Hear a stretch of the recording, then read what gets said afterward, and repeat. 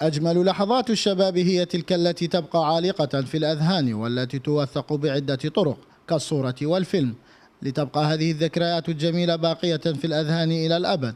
وها هم طلبة كلية الفنون الجميلة ببغداد يقطفون ثمار جهود استمرت على مدى 4 سنوات، ليحتفلون اليوم بذكرى أجمل لحظات العمر عن طريق صورة التخرج التي تحمل معها معاني المحبة والأخوة والزمالة الدراسية. هذا اليوم يعني كان باحتفالية، احنا الطلبة اللي تخرجوا لهذه السنة الحقيقة نتمنى لهم التوفيق بعد ان قضوا 4 سنوات يعني من الدراسة النظرية والتطبيقية، واستطاعوا أن الحقيقة يثبتون جدارتهم خلال هذه الفترة. فمن البدء يعني بعد سنة أو سنتين من دراستهم الحقيقة استطاعوا أن يعملون في الكثير من القنوات الفضائية وفي الكثير من المؤسسات الإعلامية.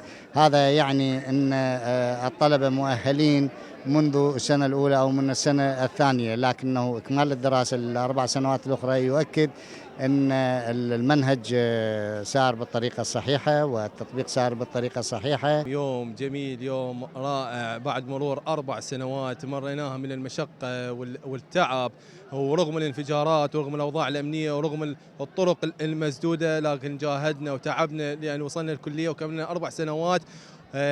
احنا عندنا بعض المهامات الموضوعة بخصوص السينما والتلفزيون، بس حبينا ان نكون نطور روحنا من خلال الدراسة، من خلال الدكاترة، من خلال المواضيع اللي درسناها. عتبنا الكبير على وزارة الثقافة والإعلام، يعني نتمنى منهم ان يكونون يعني ينتبهون للطالب كلية الفنون الجميلة، لأنه طالب كلية الفنون الجميلة كل الأقسام موجودة بها.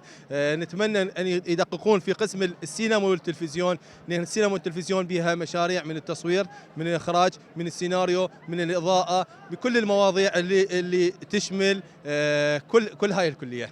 فها هم فنانين المستقبل بدأوا يعدون الأيام التنازلية لبقائهم في مقاعد الدراسة التي احتضنتهم على مدار السنوات ال4 الماضية، والتي جاهدوا من أجل الوصول إلى هدفهم المنشود، وهو يوم استلام النتائج النهائية، ليشقوا طريقهم في معترك الحياة حاملين سلاحا من نور يضيء لهم الطريق لحياتهم القادمة. احنا مثل ما شعرنا بالفرح الغامر اللي اخذنا بصورة التخرج، وهي هاي التقاليد وهاي المراسيم الطقوس اللي تقيمها كلية الفنون الجميلة أو الجامعات بصورة عامة، أنه يعني فد يوم يعني سعيد هو للطالب، وراح تبقى بذاكرته، وخاصة الصورة الجماعية بعدين راح تتكبر ويخليها يعني في يعني أما في المنازل أو في محلاتهم، فيعني فشي كلش حلو وإحنا فرحانين بهاي المناسبة.